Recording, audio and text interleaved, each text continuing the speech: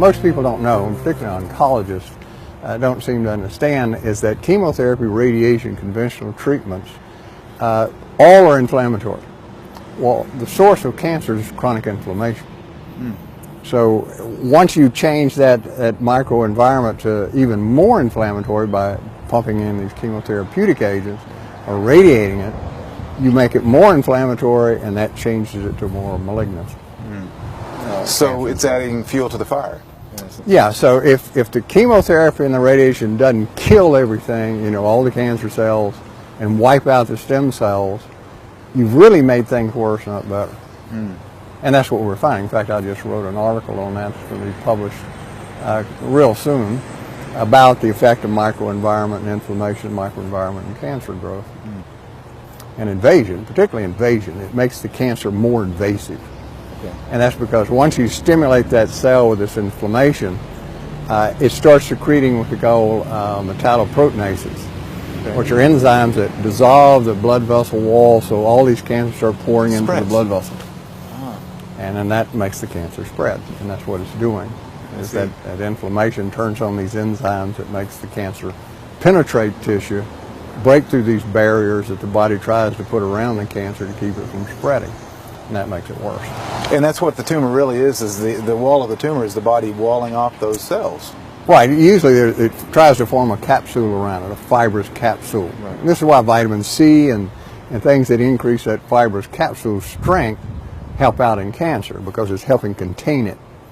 And certain flavonoids, for instance, will suppress those proteinase enzymes.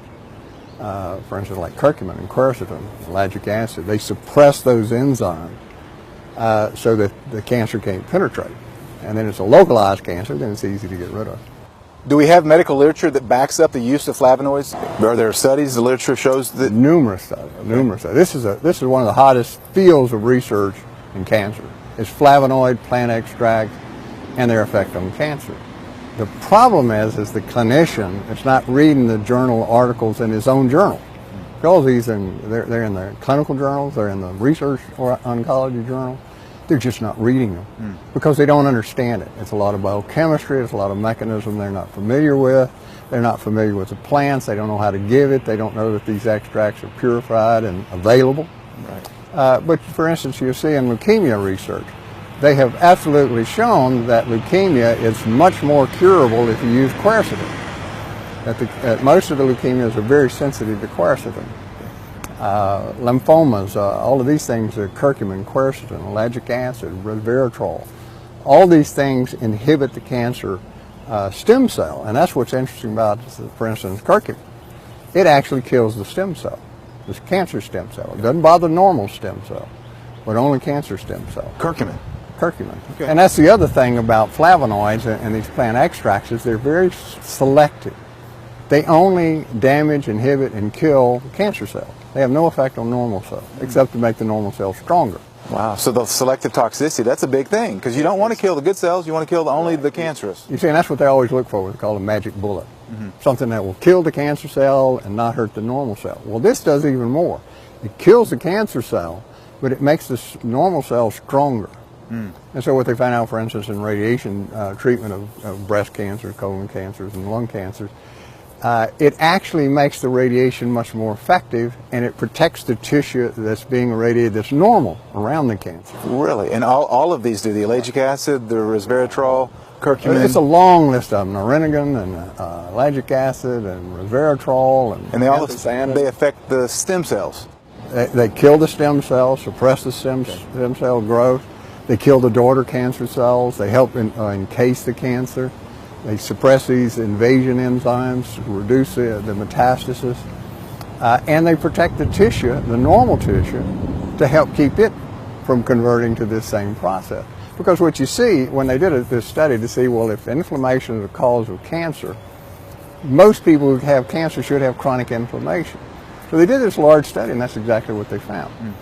For instance, in certain people, 70% of them had definable inflammation, either arthritis, chronic atherosclerosis, or some chronic infection, and that's what caused the cancer. If you stop the inflammation, you stop the cancer from ever forming. So do these substances that you're talking about, these flavonoids, they have any effect on the inflammation? They're powerful anti-inflammatory. So they're not only They're anti-cancer, very they're powerful anti-inflammatory too. Yeah, and that's how they're preventing the cancer from occurring. Okay. And then they have other mechanisms that affect the cell signaling that kills the cancer, turns on cancer suicide genes, Okay. like P21, P53, and that'll make this cancer cell commit suicide, Right. what we call apoptosis. So Dr. Blaylock, in light of the fact that these flavonoids are so beneficial, why is not every oncologist using them to treat cancer? Well, because they don't read their articles. And they don't know what these flavonoids are because they don't know the chemistry. So they never heard of it. They go to a meeting, and the meeting is about the latest protocol of the latest chemotherapeutic drug. Right. And who sponsors the meeting? The makers of the chemotherapeutic drug. Right. So you have a room full of oncologists listening to the latest drug, and they'll say, oh, this one, we're getting incredible responses with this drug. Well, as I explained, what happens with that incredible response, it causes dramatic shrinkage of the tumor initially because it's just killing the daughter cell. And some are not even non-malignant cells, but it's not affecting the stem cell.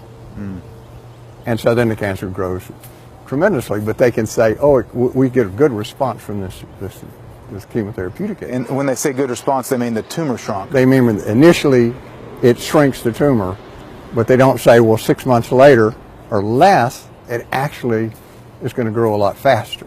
Right. And it's more likely to metastasize. So they're using the wrong measurement stick for success.